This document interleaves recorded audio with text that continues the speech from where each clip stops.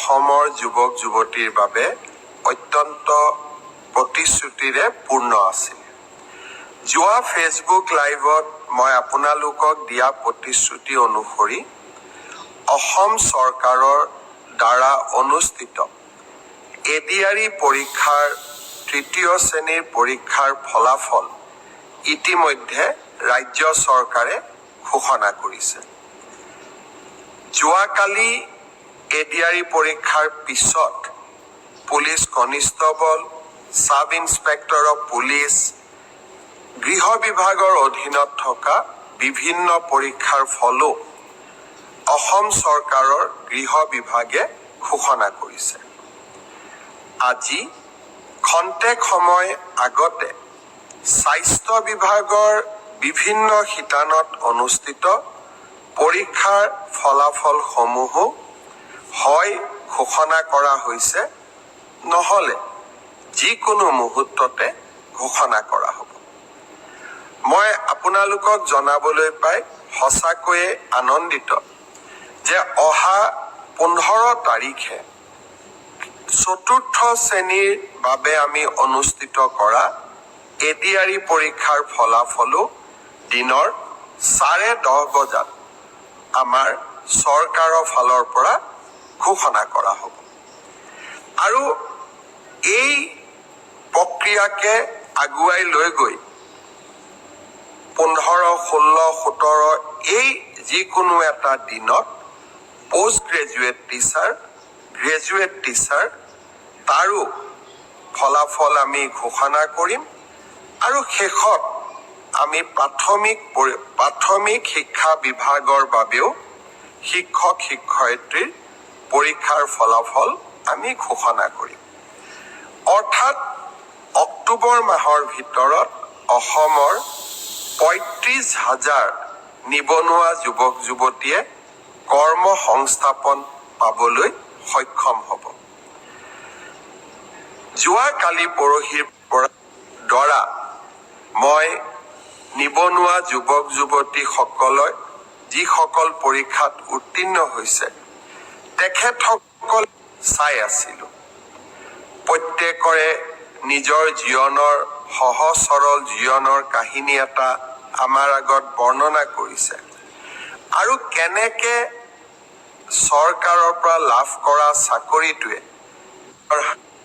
আৰু তেখেতসকলৰ পিতৃ মাতৃৰ চকুত যি এক আনন্দৰ পোহৰ আমি সকলোৱে দেখা পাইছো, সি সঁচাকৈয়ে আমাক আনন্দিত কৰিছে।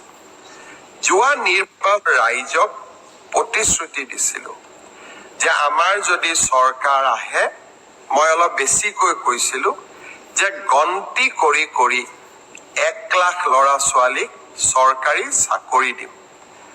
কংগ্ৰেছ দলে মোক হাঁহিছিলে আৰু আমাৰ দলৰ ভিতৰতো চিন্তা আছিলে যে হিমন্ত বিশ্ব শৰ্মাই এই কথাখিনি কিয় ক'লে, আমাৰ দলটো পিছত বিপদত পৰিব।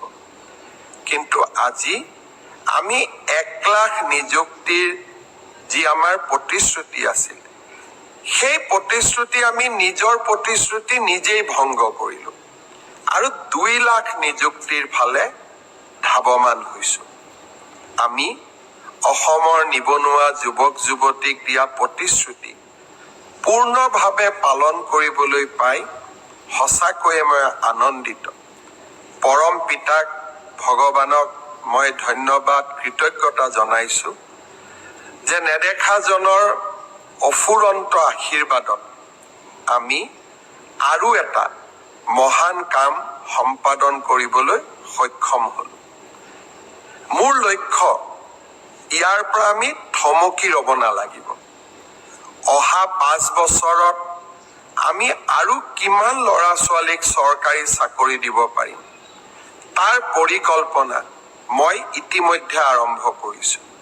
বিভিন্ন বিভাগৰ লগত কথা বতৰা পাতিছো যে অহা 5 বছৰত আমি 2 লাখতকৈও অধিক ল'ৰা ছোৱালীক চৰকাৰী চাকৰি দিব পাৰিম নে নোৱাৰিম। অৰ্থাৎ মোৰ লক্ষ্য যে অসমৰ নিবনুৱা যুৱক যুৱতীয়ে কেতিয়াও আশাহত হ'ব নালাগে। তেখেতসকলৰ আশাবোৰ পূৰ্ণ কৰাৰ বাবে আমি আমাৰ আকাংক্ষিত লক্ষ্য যি আমি সন্মুখত ৰাখিছিলোঁ সেই পথেৰে আমি কাম কৰি গৈ থাকিম। নৱেম্বৰ মাহৰ শেষৰ ফালে পুলিচৰ নিযুক্তিৰ বাবে আৰু কেইবা হাজাৰো পদ আমি মুকলি কৰি দিম। আজি যিসকলে পুলিচত চাকৰি মই অনুৰোধ কৰিম নৱেম্বৰত আপোনালোকে আকৌ আবেদন কৰিব, যাতে আপোনালোকৰ আশাবিলাক আমি বাস্তৱত ৰূপায়ণ কৰিব পাৰোঁ। প্ৰাথমিক শিক্ষাৰো 5,000 পদৰ নিযুক্তিৰ প্ৰক্ৰিয়া সম্পূৰ্ণ হৈ যোৱাৰ লগে লগে বাকী থকা 4,000 পদৰো নিযুক্তিৰ প্ৰক্ৰিয়া আমি আৰম্ভ কৰিম।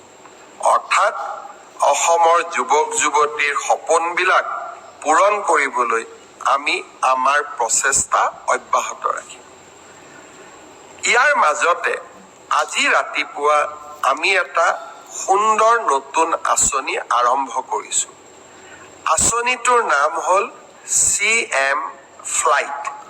ফ্লাইট মানে বিমান নহয়, কিন্তু CM ফ্লাইট হ'ল এনে এখন আঁচনি যাৰ দ্বাৰা আমি অসমৰ ল'ৰা ছোৱালীয়ে যাতে জাপানলৈকে গৈ, জাৰ্মানীলৈকে গৈ, সাউথ কোৰিয়ালৈকে গৈ চাকৰি কৰিব পাৰে, তাৰ বাবে আন এখন দুৱাৰ মুকলি কৰি দিয়া।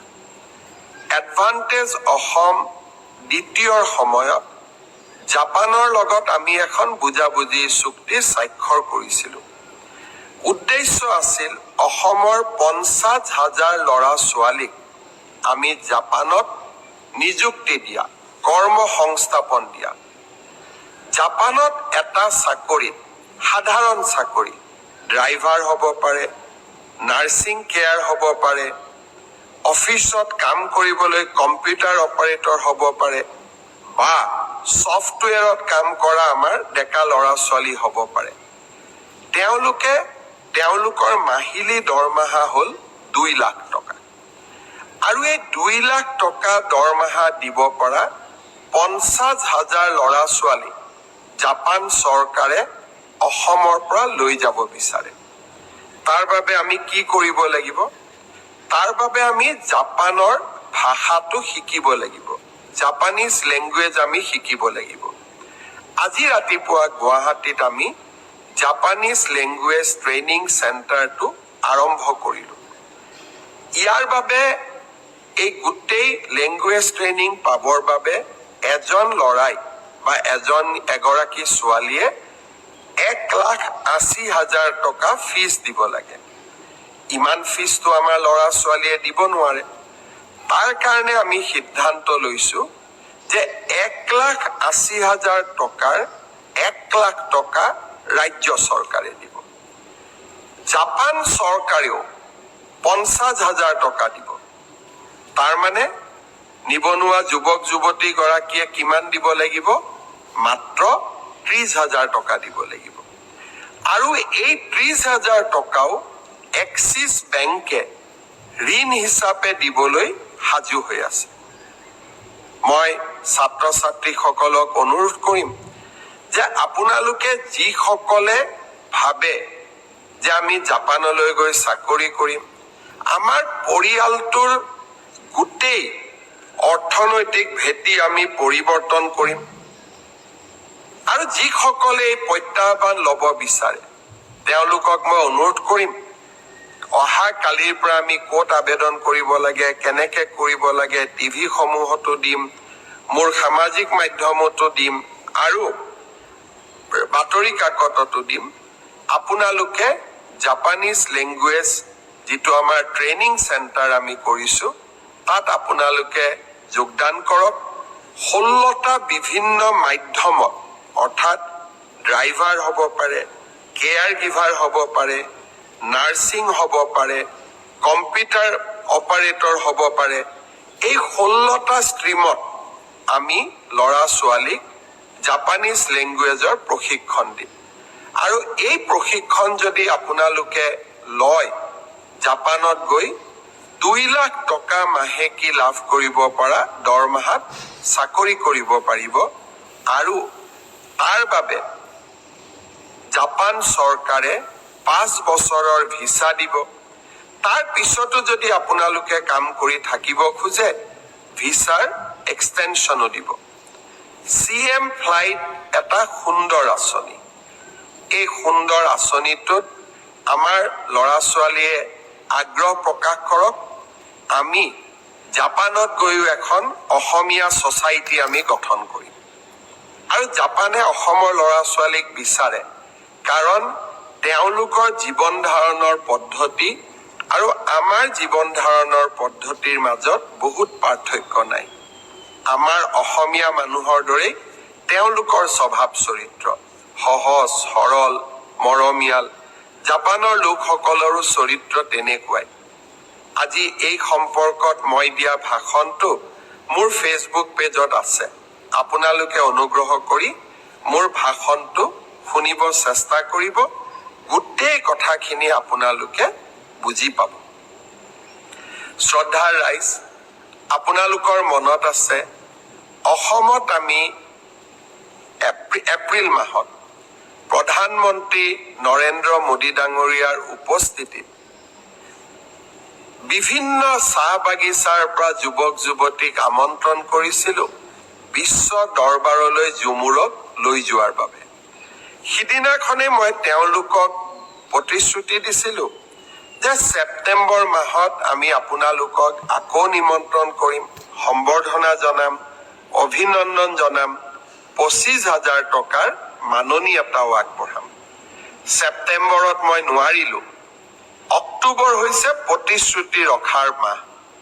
16 তাৰিখসকলক মই আকৌ এবাৰ গুৱাহাটীলৈ মাতিছো, যাতে তেখেতসকলে কৰা সুন্দৰ প্ৰদৰ্শনৰ বাবে আমি কৃতজ্ঞ অসমীয়া জাতিয়ে তেওঁলোকক সম্বৰ্ধনা জনাব পাৰো, মৰম যাচিব পাৰো আৰু তেওঁলোকক আমি যি প্ৰতিশ্ৰুতি দিছিলো সেই প্ৰতিশ্ৰুতিও পালন কৰিব পাৰো। মই ঝুমুৰ বিনন্দনীত অংশগ্ৰহণ কৰা আমাৰ যুৱক যুৱতী, চাহ বাগিচাৰ যুৱক যুৱতী সকলোকে 16 তাৰিখে গুৱাহাটীৰ খানাপাৰা খেলপথাৰত লগ পাম। আপোনালোকক মই মোৰ ফালৰ পৰা নিমন্ত্ৰণী শৰাই আগবঢ়ালো। আজি আৰু এটা কথা মই আপোনালোকক ক'ব খুজিছো, বিশেষকৈ আমাৰ মহাবিদ্যালয়ত পঢ়া ছাত্ৰীসকলৰ বাবে। আপোনালোকে নিযুত মইনাৰ প্ৰপত্ৰ পূৰণ কৰিছিল। আমি দীপাৱলীৰ ঠিক পিছতে নিযুত মইনাৰ ছাত্ৰীসকলকো আমি একেলগে অভিনন্দন জনাম আৰু অক্টোবৰ মাহৰ পুঁজিও আপোনালোকৰ হাতত তুলি দিম। তাৰ পিছত আপোনালোকে নৱেম্বৰ নিমিলিবও পাৰে, কিন্তু ৰাজনীতিত থকা দিনাখনৰ পৰাই মই মোৰ মনৰ কথা স্পষ্টভাৱে ৰাইজক কোৱা বা ৰাইজক মই যি ভাবো তাক স্পষ্টভাৱে প্ৰকাশ কৰাৰ এটা মই সংকল্প লৈছিলো আৰু প্ৰতিকূল পৰিৱেশৰ মাজতো মই স্পষ্টভাৱে কথা কোৱাৰ সদায় চেষ্টা কৰি আহিছো। শ্ৰদ্ধাৰ ৰাইজ, বৰপেটাৰ আতচবাজি উদ্যোগ অসমৰ থলুৱা উদ্যোগ। দীপাৱলীৰ দিনটোলৈকে বৰপেটাৰ আতচবাজিৰ কাৰিকৰসকলে অপেক্ষা কৰে। দীপাৱলী আহিব, মানুহে আমাৰ আতচবাজি কিনিব, আতচবাজি আমি বিক্ৰী কৰিম আৰু সেয়েৰে আমি পৰিয়ালটো চলাম বছৰটো। বহুত সপোন লৈ তেওঁলোকে আতচবাজি নিৰ্মাণ কৰে। বহুত সপোন লৈ তেওঁলোকে এই থলুৱা শিল্পটোক বচাই ৰাখিছে। এইকেইদিন কোনোবাই কৈ আছে দীপাৱলীত বোমা ফুটাব নালাগে। বৰপেটাৰ আতচবাজি শিল্পীসকলে কেনেকৈ ঘৰখন গোটেই বছৰটো চলাব? তেওঁলোকৰ কাৰণে চিন্তা কৰাৰ দায়িত্ব আমাৰ নাই জানো? অসমত ফাটোৱা জাৰি কৰাৰ যিটো এক প্ৰৱণতা এছাম সংগঠনে গঢ়ি তুলিছে, তেনেকে ৰাজ্যখন চলিব নোৱাৰে। মই আকৌ এবাৰ মনত কৰিম, জুবিন গাৰ্গৰ গোটেই জীৱনটোৱে আছিলে দুখীয়া জনৰ কাৰণে। মই ভাবো জুবিন জীয়াই থাকিলে প্ৰথমতে জুবিনে সংগঠনসকলক ক'লেহেঁতেন যে বৰপেটাৰ আতচবাজীৰ শিল্পটোক আমি মৰিবলৈ নিদিওঁ। মই অসমৰ ৰাইজক আহ্বান জনাম, বৰপেটাৰ আতচবাজী শিল্পটোক জীয়াই ৰাখিবৰ কাৰণে দীপাৱলীত আমি থলুৱা শিল্পৰ বা থলুৱা আতচবাজী কাৰিকৰৰ পৰা কিনা বোমা আমি নিশ্চিতভাৱে ব্যৱহাৰ কৰিম। আনন্দত নহয়, শিল্পটোক জীয়াই ৰখাৰ কাৰণে আৰু জুবিনৰ আদৰ্শক জীয়াই ৰখাৰ বাবে।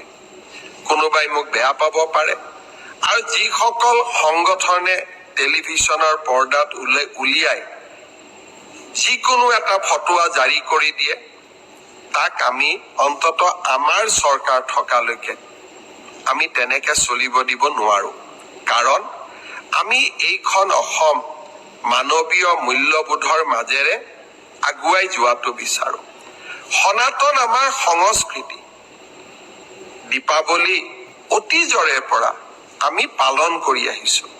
বোমা ফুটাব লাগে নালাগে মই নকওঁ, কিন্তু দীপাৱলীও পালন নকৰো যদি, তেতিয়াহ'লে আমি বৰদিনো পালন নকৰিম। যদি বৰদিন পালন নকৰো, আমি নিউ ইয়াৰ্ছো পালন নকৰো, আৰু যদি নিউ ইয়াৰ্ছ পালন নকৰো, তেতিয়াহ'লে আমি ঈদো পালন নকৰো। আমি তেনেকুৱা কৰিব পাৰিম জানো? আৰু সেইকাৰণে মই অসমবাসী ৰাইজক আহ্বান জনাম, আমাৰ সভ্যতা সংস্কৃতিক আমি কোনো কাৰণতে এৰি নিদিওঁ, আৰু সভ্যতা সংস্কৃতিক আমি আগুৱাই লৈ যাম, আৰু বিনম্ৰতাৰে সৈতে আগুৱাই লৈ যাম। মনৰ দুখৰ মাজতো, আবেগৰ মাজতো আমি বৰপেটাৰ আতচবাজী শিল্পক আমি মৰিবলৈ নিদিওঁ। কোনোবাই কৈছে যে এই বছৰ ইনকাম নহলে অহা বছৰ ইনকাম কৰিব। কেনেকে কৰিব? ক'ৰ পৰা কৰিব? কোনে দিব? সেইকাৰণে মই সিদ্ধান্ত লৈছো যে এই বছৰ বৰপেটাৰ আতচবাজী মই নিজেই কিনিম, আৰু বৰপেটাৰ আতচবাজী ময়ো ফুটাম। কিয়? কাৰণ বৰপেটাৰ শিল্পটোক আমি জীয়াই ৰাখিব লাগিব। বাকী আন ফটকাৰ লগত মোৰ সম্বন্ধ নাই, কিন্তু দীপাৱলীও আমি পালন কৰিম, বিনম্ৰতাৰে পালন কৰিম, সংযমেৰে সৈতে পালন কৰিম, আৰু জুবিনক বুকুত লৈ আমি দীপাৱলী পালন কৰিম। শ্ৰদ্ধাৰ ৰাইজ, শেষত মই তদন্তৰ ওপৰত দুই এটা কথা ক'ব বিচাৰিছো। নতুন দিল্লীৰ CFL লেবৰেটৰীয়ে জুবিনৰ মৃত্যুৰ ভিছেৰা ৰিপৰ্ট দিয়াৰ পিছৰ পৰাই এই ঘটনাটোৰ প্ৰতি CIDয়ে ইয়াৰ গোটেই ঘটনাটোৰ ওপৰত এটা নিৰ্দিষ্ট দিশ বিচাৰি পাইছে, আৰু মই ভাবো যে খুব কম দিনৰ ভিতৰতে আমি জুবিনৰ মৃত্যুৰ সৈতে জড়িত সমস্ত ঘটনাৰাজি আদালতৰ আগত আমি প্ৰকাশ কৰিব পাৰিম। আমি এতিয়া বহুখিনি কনফিডেণ্ট হৈছো যে এই তদন্তৰ গতি আকাংক্ষিত গতিৰে আগবাঢ়িছে, আৰু আমি নিৰ্ধাৰিত সময়ত আদালতক সমূহ খবৰ আমি জনাব পাৰিম। ছিংগাপুৰৰ অসমীয়াসকল নহা বাবে আমি মনোকষ্ট পাইছিলো। অহাকালি 4জনকৈ ছিংগাপুৰৰ প্ৰৱাসী অসমীয়া অনুসন্ধানত যোগ দিবৰ বাবে গুৱাহাটীলৈ আহিব। অৰ্থাৎ আগত এজন আহি গ'ল, এতিয়া 4জন আহিব, 6জন এতিয়াও বাকী থাকি যাব। মই সেই 6গৰাকী অসমীয়াক আকৌ এবাৰ কম যে অসমৰ হিয়া ৰামথু, প্ৰাণৰ শিল্পী জুবিন গাৰ্গৰ মৃত্যুৰ তদন্তত সহায় কৰা আপোনালোকৰ লিগেল ৰেছপন্সিবিলিটি, আইনগত দায়িত্ব, আপোনালোকৰ মৰেল ৰেছপন্সিবিলিটি, আপোনালোকৰ নৈতিক দায়িত্ব, আৰু আপোনালোকে অসমলৈ আহিব লাগিবই। যিসকলে অসমলৈ নিজে নাহে তেওঁলোকক কেনেকে আনিব লাগে তাৰ বাবেও আমি আইনৰ ব্যৱস্থা ল'বলৈ কুণ্ঠাবোধ নকৰো। মই আশা কৰো আপোনালোকে সোনকালে আহক। আপোনালোকৰ ষ্টেটমেণ্টখিনি লোৱাৰ লগে লগে আমি আদালতক গোটেই ঘটনা অতি সোনকালে জনাবলৈ সক্ষম হ'ম। কাৰণ আকৌ এবাৰ কৈছো, যোৱা কালি CFL দিল্লী ৰিপৰ্ট অহাৰ পিছত এতিয়া আমি বহুত বেছি কনফিডেণ্ট যে জুবিনক ন্যায় দিয়াৰ প্ৰক্ৰিয়া, ন্যায় ন্যায়ালয়ে দিব, কিন্তু ন্যায় দিয়াৰ প্ৰক্ৰিয়াক আমি ত্বৰান্বিত কৰিবলৈ এতিয়া সক্ষম। মই যেনেকে প্ৰথম মোৰ ফেচবুক লাইভত কৈছিলো যে জুবিনৰ ঘটনাৰ সম্পূৰ্ণ তদন্ত আমি কৰিম, আমি জুবিনক ন্যায় দিয়াম। আজি মই বহুত আত্মবিশ্বাসী যোৱাকালি CFLৰ ৰিপৰ্ট দেখাৰ পিছত যে হয়, এতিয়া আমি যি আপোনালোকক প্ৰথম দিনা মই প্ৰতিশ্ৰুতি দিছিলো সেই প্ৰতিশ্ৰুতি নিশ্চিতভাৱে আমি ৰক্ষা কৰিব পাৰিম। শ্ৰদ্ধাৰ ৰাইজ, এই মাহকেইটা বিশেষকৈ ছেপ্টেম্বৰৰ পিছত এই মাহকেইটা আমি কষ্টৰ মাজেৰে পাৰ কৰিছো, হয়, কিন্তু কষ্টৰ মাজতো আমি কেইটামান ভাল খবৰো পাইছো। ৩৫,০০০ ল'ৰা ছোৱালীয়ে এটকা নিদিয়াকৈ চৰকাৰী চাকৰি পালে। যোৱা কালিৰ পৰা এই চাকৰি পোৱা ল'ৰা ছোৱালীৰ পিতৃ মাতৃৰ আবেগে কৰবাত নহয় কৰবাত মোৰ মনটোক অত্যন্ত প্ৰশান্তিৰে পৰিপূৰ্ণ কৰি তুলিছে। মই মনে মনে ভাবিছিলো পেট্ৰল ডিপুত পেট্ৰল দিয়া ল'ৰাজনে চাকৰি পাইছে, কোনোবা শ্ৰমিকৰ সন্তানে চৰকাৰী চাকৰি পাইছে, কোনোবা কৃষকৰ সন্তানে চৰকাৰী চাকৰি পাইছে। ইয়াতকৈ অসমৰ বাবে আনন্দৰ কথা একোৱে হ'ব নোৱাৰে। ৰাকেশ পালৰ দিনৰ অসমখনক আজি আমি এখন নতুন অসমলৈ পৰিৱৰ্তন কৰিব পাৰিলো। এইখনে আমাৰ আকাংক্ষিত অসম। আমি নতুন অসম নিৰ্মাণ কৰিম। কাৰোবাৰ সৰু সৰু কথাত ৰাজনীতি কৰি নহয়, আমি ইতিবাচক কামৰ জৰিয়তে, পজিটিভ কামৰ জৰিয়তে আমি এখন অসমত, আমাৰ অসমত আমি এক নতুন পৰিৱেশ সৃষ্টি কৰিব পাৰো। চৰকাৰী চাকৰিত আমি অনা স্বচ্ছতা, মই ভাবো অসমৰ সমাজ জীৱনলৈ ই এক বহু আকাংক্ষিত পৰিৱৰ্তন আনিব। সেয়েহে আজি মই সঁচাকৈ অত্যন্ত আনন্দিত। মই আপোনালোকৰ পৰাও সহযোগিতা বিচাৰিম, এনেকৈ যাতে আমি অসমৰ বাবে নতুন নতুন কাম আৰু আমাৰ যুৱক যুৱতীসকলৰ বাবে এখন আশাৰে পৰিপূৰ্ণ অসম আমি নিৰ্মাণ কৰিব পাৰো। নিবনুৱা যুৱক যুৱতীক কৰ্ম সংস্থাপন দিয়া মুখ্যমন্ত্ৰীৰ আত্মনিৰ্ভৰ অসম আঁচনি।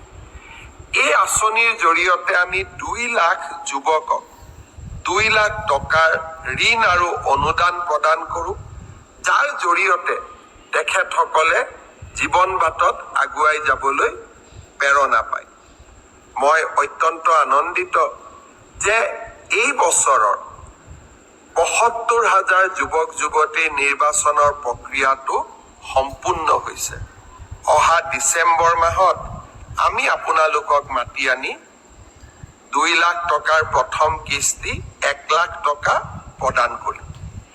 ইয়াৰ সমান্তৰালভাৱে যোৱাবাৰ আমি যি ২৫,০০০ যুৱক যুৱতীক 1 লাখ টকা দিছিলো যোৱা বছৰত, তেওঁলোকে যদি এই 1 লাখ টকাটো ভালকৈ ব্যৱহাৰ কৰিছে, তেওঁলোকক দ্বিতীয় কিস্তিৰ 1 লাখ টকা দিবলৈও মই আপোনালোকক গুৱাহাটীলৈ আমন্ত্ৰণ জনাম। অৰ্থাৎ ৭৫,০০০ আৰু ২৫,০০০, 1 লাখ ল'ৰা ছোৱালীয়ে আত্মসংস্থাপনৰ সুযোগ পাব। লগে লগে আৰু 1 লাখ যুৱক যুৱতীক এই আঁচনিত আনিবৰ কাৰণে আমি নতুনকৈ বিজ্ঞাপনো দিয়া আৰম্ভ কৰিম। এইকেইটা দিন মোক বহুত যুৱক যুৱতীয়ে কৈ আছে যে মামা, আপুনি কৈছিলে যে 2025 চনত BA BSc পাছ কৰা ছাত্ৰ ছাত্ৰীসকলক আমি প্ৰত্যেক মাহত 2500 টকাকৈ দিয়াৰ আঁচনি এখন ৰূপায়ণ কৰিম। মুখ্যমন্ত্ৰী জীৱন প্ৰেৰণা আঁচনি। এই আঁচনিখন কি হ'ল? অহা 1 নৱেম্বৰত ইয়াৰ আবেদনৰ পৰ্টেলটো আমি মুকলি কৰি দিম। আপোনালোকে আবেদন কৰিব পাৰিব। অৰ্থাৎ যিমান আমি প্ৰতিশ্ৰুতি দিওঁ, প্ৰত্যেকটো প্ৰতিশ্ৰুতিক আমি ৰূপায়ণৰ বাবে প্ৰচেষ্টা কৰোঁ। অৰুণোদয় হওক, মহিলা উদ্যমিতাই হওক, অসমৰ লাখ লাখ দৰিদ্ৰ পৰিয়ালৰ মুখলৈ আমি আজি হাঁহি বিৰিঙাইছোঁ। 2 দিন আগতে মই কৈছিলোঁ যে 1 নৱেম্বৰৰ পৰা অসমৰ ৰাইজক আমি দালি, চেনি আৰু নিমখ কম দামত দিয়া আৰম্ভ কৰিম।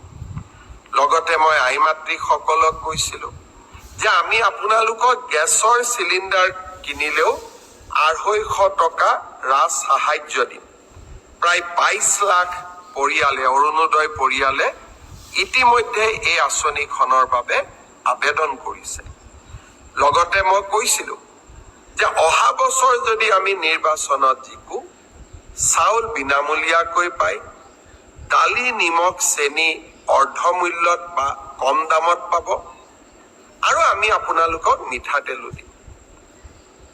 তাকে লৈ কংগ্ৰেছ দলে ছ'চিয়েল মিডিয়াত মোক বহুত ট্ৰলো কৰিলে।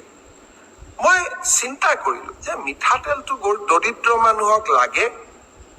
দৰিদ্ৰ মানুহে ৰেচন কাৰ্ডত মিঠাতেল পোৱাটো অপৰাধ নেকি? এইটো কিয় মোক ট্ৰল কৰিলে? ময়ো অলপ চিন্তিত হ'লোঁ। তেতিয়া মোৰ মনত পৰিলে যে কংগ্ৰেছ দলৰ বৰ্তমানৰ যিগৰাকী সভাপতি, যোৰহাটৰ সাংসদ, তেওঁৰ 2টা ল'ৰা ছোৱালী ইংলেণ্ডৰ চিটিজেন, ব্ৰিটিছ চিটিজেন। মই গুগল কৰিলোঁ যে ব্ৰিটিছ চিটিজেনসকলে কি তেল খায়। তেতিয়া মই গুগলত দেখিলোঁ যে ব্ৰিটিছ চিটিজেনসকলে অলিভ অইল আৰু ছানফ্লাৱাৰ তেল খায়। কংগ্ৰেছ দলে কিজানি বিচাৰিছিল যে আমি মিঠাতেল দিব নালাগে, ছানফ্লাৱাৰ অথবা অলিভ অইল দিব লাগে। ক্ষমা কৰিব, আমাৰ চহা গাঁৱৰ ৰাইজে আৰু মধ্যবিত্ত পৰিয়ালে সৰুৰে পৰা আমি মিঠাতেল খায়ে ডাঙৰ হৈছোঁ। যেতিয়া আমাৰ জ্বৰ উঠে, মায়ে আমাক কয় যে ভৰি তলুৱাখনত অলপ মিঠাতেলেৰে মালিচ কৰি দে, ভাল পাবি। অৰ্থাৎ মিঠাতেল হ'ল আমাৰ মাতৃ আৰু সন্তানৰ মাজত থকা অভূতপূৰ্ব মৰমৰ আৰু এক উদাহৰণ। আপোনালোকেও মনত পেলাব, ঘৰত জ্বৰ হ'লে, পানী লাগিলে আপোনালোকৰ মায়ে কি কয়? মিঠাতেল গৰম কৰি ভৰিত মালিচ কৰি দিয়ে, জ্বৰটো কমি আহে। আমি মিঠাতেল খায়েই সৰুৰে পৰা ডাঙৰ হৈছোঁ। অলিভ অইল আৰু ছানফ্লাৱাৰ তেল হয়তো আজি মই কিনি খাব পাৰোঁ, কিন্তু অসমৰ কোটি কোটি মানুহে ছানফ্লাৱাৰ আৰু অলিভ অইল দেখা নাই। আমাৰ হাতত ব্ৰিটিছ পাছপৰ্টো নাই। আমাৰ ল'ৰা ছোৱালীক আমি ভাৰতৰ পৰা বিদেশীও বনাব নোৱাৰোঁ। বিদেশীক ভাৰতীয় বনোৱা এটা বেলেগ কথা, আইনগত পথেৰে, কংগ্ৰেছৰ দৰে নহয় লাখ লাখ মানুহক অসমত সোমোৱাৰ দৰ্জা খুলি দিয়া। কিন্তু ভাৰতীয় সন্তানক সৰু বয়সত আমি বিদেশী কৰিম,